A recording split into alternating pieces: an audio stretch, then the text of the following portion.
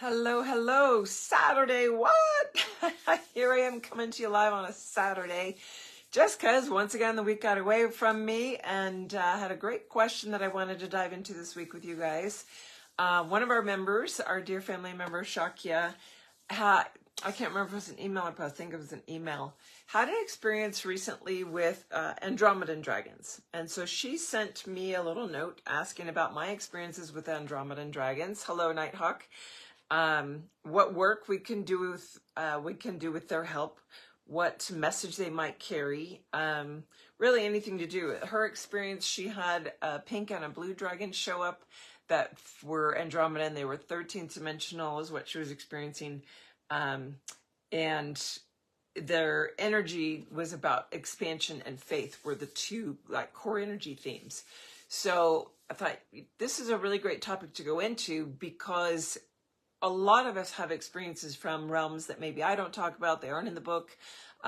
We keep expanding further out, and depending on your lineage, you're going to have experiences with dragons or systems that I don't necessarily always bring up, and I can always dive into them. I can always explore them and reach out, but if they're not on my radar, it's not something I normally would do unless they approach with specific work. So in sitting with the Andromedans, I'll first start with what I know. In this experience of this universal system, the dragons came in and created the grids and thus had to structuralize it down, all the way down vibrationally. And it's very interesting because I had this discussion yesterday or sometime this week with a client. Information came in for them to help them understand of this like pillar that we have that's like a central, you can almost imagine it like airport hubs where from all different countries they fly into specific hubs that are maybe a capital city, and from there they can go other places. So in each dimensional platform, this is also true. But the very edges of our universe were constructed at 12D in my experience. That the 12th dimensional framework then sets up the 12 layers around one within this system, which is how the dragons have always worked, is how they do construction, or what their templates are. So the Andromedans are the guardians of that 12th dimensional. For me, they've always been gatekeepers, that there are gateways through the Andromedan system to the multiverse, to the other universes that are out there. But to enter ours, they are the gateway to come through that establishes them. And so their energy for me is always as gatekeepers. And that's on a very big universal system, right? So one of the things that they do hold is the balance, or the template of balance, unity, unified energy, unification, which is our backdrop of our blueprint. So even though we're all the way down in the lowest framework vibrationally in polarization, in duality, or we've been moving out of that, that's the sort of bottom pinpoint. Theirs would be the highest framework of unification that we can establish in this universal plane. So in your experiences with them, if you're working with them, 12D is where you're going to hit. But here she had a 13D experience. So what is that frame for her? What does that mean in that experience? Why is she experiencing that? And one of the things too, I'm going to circle back and touch on the numbering system we have for dimensional planes.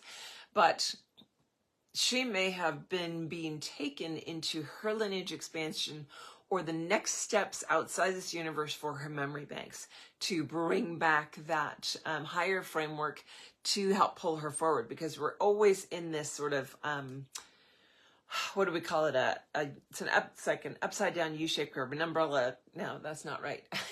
Bell curve. Thank you. We've always got this bell curve in our expansion where the front edges are hitting a certain area. We're predominantly in the specific range, and then the very tail end hits the back edge of where we're at. And so in that bell curve, it extends us forward that much more on the higher potential field of what's open to us. And so we might have those experiences. So in the numbering system, and this was an interesting piece that came through with that same client this week, was this question of the dimensional spaces and the numbering. And, you know, there's so many different ways of referring to them, and so many different people have different either perspectives or how they're numbered, how they do it. And the response from his guides was very interesting because it was about the fact that we only see the numbering, we only need that kind of a framework from this perspective, from 3D, that in the higher vibrational planes, they don't actually reference it. They might reference it for us when we're channeling or working with them so that we have a frame of reference. But for them, it's really not about a numbered system. It's about vibration, and that they're all layers of vibrational levels and all the nuanced layers within that, because as vibration shifts, even very subtly, then that's a new layer. And so to picture as like there are bandwidths that hold a specific learning frequency or expansion of love frequency. And as they shift up, it sort of does create natural extended layers within that we have called 3D, 4D, 5D, 6D. And I've talked many times about the layering system even within each of those. So it was very interesting for them to come in and say, don't get hung up on the numbers as much as the frequency bandwidth that you're experiencing, that you're feeling, and knowing that when you hit certain pockets or layers within them, there is specific things that you have to have fully awakened, activated, or in place within you to move into those next levels, where there might be a range where you can play within until you gather all those things. But then like going through a gateway into other levels, that there's actually that delineation where there's like requirements in a way that you have to be able to match that frequency bandwidth with all aspects. So just that's a little side note about that came through, because here she's asking about 13D. That may very well have been in that frame, like subtly higher than the gatekeepers that I feel at 12D, but it also might be in that range. And the bigger point here is, what do they have to work with us on? They are holding that backdrop of unity within our blueprint. And you might imagine the Andromedans as sphere keepers or sphere holders. A lot of people, let's relate this to an experience we can tap into. So me, when I'm holding group space, so many of you that lead groups and hold group space, you're the space holder. You're holding the group energy sphere as a backdrop, as a safe holder, or the container holder for that group process. Well, if you imagine that for the entire universal system, that's what the Andromedans are capable of. They are those container holders for this entire piece of what's going on. So they're great space holders. So if that is the energy that you're connecting with, is it your lineage? Are they connecting with you because that's got keys and codes for you waking up? Or are the Andromedans showing up because they want to both inspire and activate within you, or help you recognize your own abilities within that, the aspect to be able to hold a container?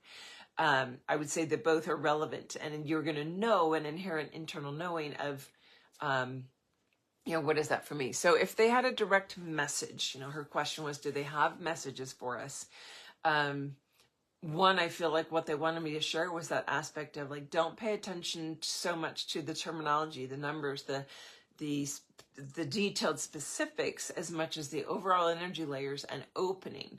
So I find it interesting too that her energetic themes she was being worked with the pink and blue Andromedan dragons that came to her were expansion and faith. So when we have this external container holder, and we're trying to, one of the things I've noticed in the last month or so is that we're really being brought into a space of central core, like the pinpoint, the middle point of our central core, getting in and through that full gateway, being brought fully into the gateway. So isn't it interesting that here in that energy, we're also being brought into the container, the external like layer of the container energy. And this, what I feel like they're messaging right now is to pay attention to, both are the same space. And our mind wants to go, that's not possible. One is the very center point, and one is the full entire external container. And so in that opening to expanding into understanding higher concepts, higher templates, the Andromedans hold the piece of, is it that paradox point? Is it really just about the perfect balance that they hold, the container that they hold, that is both the entire external container and the pinpoint in the middle? So that would be for them the very center point of Gaia's crystalline core. And that for me makes a lot of sense, that point and the external sphere. Just like yours, so they're giving me a visual of a toroid right now. So if we have our full toroid that many of you are aware of, there's a lot of information out about how our energetic field is more like a donut, like a big toroid. In spin, that the center point within the internal toroid and the outer point, there's always constant interconnection, because if this loop of energy is over here, it's still connected. That they are holding the same frequency bandwidth. Yes, it is also on every other point in that loop, but that center point and that external, the furthest 2 points, the 2 nodes or antipodes of that circuit are one and the same energy. So this is what they're trying to display or get across right now. If we had a direct link up, which we do with the Andromedan energies, of this is the point of balance you're coming into. This is what the ascension process is about. So ascension is about ascending through those vibrational levels to your next level, but it in turn affects every other level, which is part of the greater loop circuit. And that in turn, because it's part of a greater loop circuit to the entire multiverse, is having a huge impact across the multiverse for all beings because of what we are accomplishing here. And that's both on your individual micro scale and the planetary scale and the universal scale and then the multiverse scale. So this idea of center point and entire sphere, the entire container, this is where they want you to feel that balance point between them, where they exist as a single unit, and you will have keys, codes, and clarity to your process. And I know that for some of you, this happens in a lot of my classes. Boom, this will go like, that just went straight over me. What's happening? I didn't get any of that. I feel like my heart or some part of myself, like that dropped in or it resonates. But man, if you ask me to regurgitate that back at you in words, don't think I could, right? That's okay. Just let it drop in as a seed point. And that expansion and faith energy is so much about where we've been in the last years of our process. Every single step in the last 7 years for me has been about my higher self and guides taking me into more and more and more trust. That's faith. That's the energy of you have to trust yourself implicitly, completely, 110% to really walk the path into that core. And expansion comes from that faith. The expansion is hitting the core and knowing that that is the entire container. And that's how we get where we're headed. So it may have sounded cryptic to you. It may have sounded like, wow, there's multi-layers within this. Just let the energy drop, because I can feel both the Andromedan presence, but my full dragon presence as well, very clearly here, just sitting and holding. Tanaz, my dragon presence is holding the container of our dragon family here, but the Andromedans are holding that as well, like as a, I can feel them circling around that entire container, that because I hold it and I can like be in cohesion with them, boom, they're reaching around and almost like touching into every one of our family members that want that connection with that Andromedan energy, that they're sitting and holding space. Like there's literally, I can't tell you the number of how many Andromedans just grabbed onto this entire sphere, that there's one for each of you, at least one, that has work with you if you desire it, that they are there, that bridge is being connected. So Shakya, thank you for bringing that inquiry in. I don't know if it went into enough detail or dropped the breadcrumbs in that you were needing from reaching out with that question, but you know, all these discussions that will make us all move forward. And I've had a lot of very interesting insight come lately, even from some replies and comments to one of my videos on YouTube about the Draco reptilian difference, or the Draco dragon difference. And memory coming from someone else that does sessions with people a lot. 1 second there, Nighthawk. Their take or what they experience with their clients added a different element of what they perceived on the information. So they were able to share it. And even though we're agreeing to, or at least I'm agreeing to disagree in this moment with that perspective, there were still pieces within it that brought to light some other information of situations or memory, like around the Lyran Wars, that I was not present at or part of. So I didn't have those pieces. But what it does is open the discussion, because anytime there's discussions about this, from coming from so many different places in the multiverse, and all of us having such different sequences or ongoing or concurrent incarnational experiences in different systems, that we're not going to always have the matching overlay. And it's okay to disagree or agree that, yes, there's truth within all of it, and find our own path navigating through that.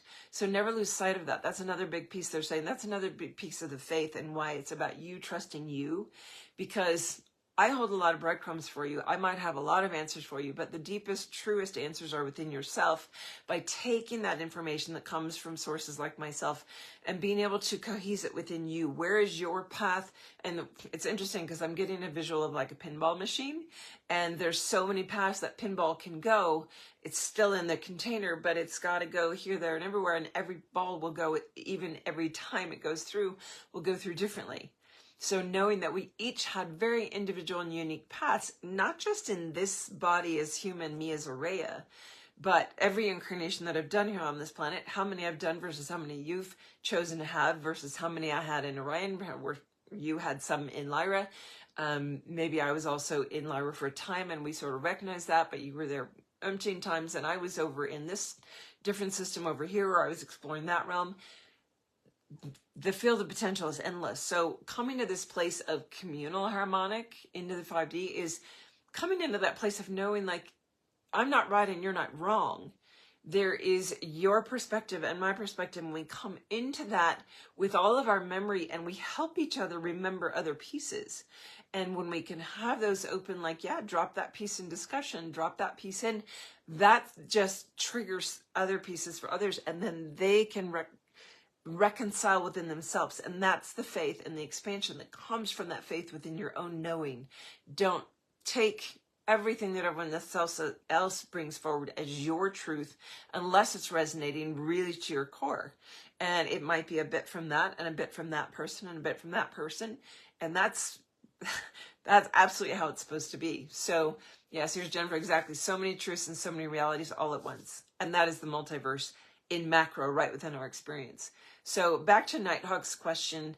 Yes, if you want to approach them, just literally invite their field to communicate with you. And you might not feel like you have great communication. Ask for a yes, no. Like, make my bet. If I'm asking questions and I want to communicate with you, sort of like, I think it was Umim and Thurim in the, oh my gosh, this precious book that I loved about the shepherd. Why am I blanking on it right now? Anyway, he had Umim and Thurim that were stones in his pocket. And he would feel one go hot or one go cold, that type of yes, no answering from your guides to establish communication. And that opens the gateways. And you can do the same with any of the higher level dragons that you don't necessarily feel like you're getting clear communication with. Say, all right, be very, very clear. I'm down here in this low density. I need to get clear answers. So, like, show me a color that means yes, or a color that means white. Depends how you perceive things. Maybe you get body tingles and you want the right side of your body to tingle for yes and the left side of the body tingle for no. Maybe a zero response means something, and a full body tingle means something. And that's really how you start those communications. And you can literally just invite them in. And you don't have to have clear, direct communication to benefit from their work. As long as you can perceive or recognize energy moving, and it feels safe and it feels loving, allow that to be in your field and just receive what's in your highest and best to receive. So, The Alchemist, thank you, Nighthawk. Yes. Paulo Coelho, love that book. Read it several times over my spiritual journey. It's been a long, long time since I have, but there's even in simple books like that, the beauty of its simplicity is how many codes it has within there for people on their spiritual awakening. So hopefully, Nighthawk, that gave you some insight or direction with communicating with these Andromedans if you choose to. And I'm going to leave that for you guys for the week of, dive in with the Andromedans.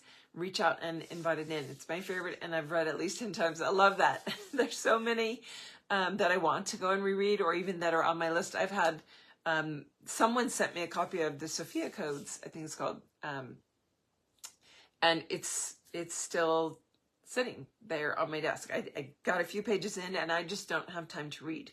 Everything's so full on. So even when I'm on vacation with my kids, it's about activity and enjoying them. So I find very little time to read. And now when I do have time, it's like, well, then I need to work on writing because I am trying to open into, I do have the first several things actually down into the computer on paper typed in for the new book. Excited about that. Actually, seed being planted into physicality. I've got all the notes and it's about, all right, weaving it together in the way that it needs to be expressed in its perfection, that how it wants to be birthed in the world. So wishing you guys a beautiful week. We'll see you maybe next weekend. I'm not sure. Enjoy it. And I love the discovery calls with you guys. Thanks for always booking those. I have wonderful discussions every week, whether they're with actual client sessions, any of my program stuff each month, or those discovery calls. They're super enjoyable. So take advantage of them if you're wanting to reach out and connect in person.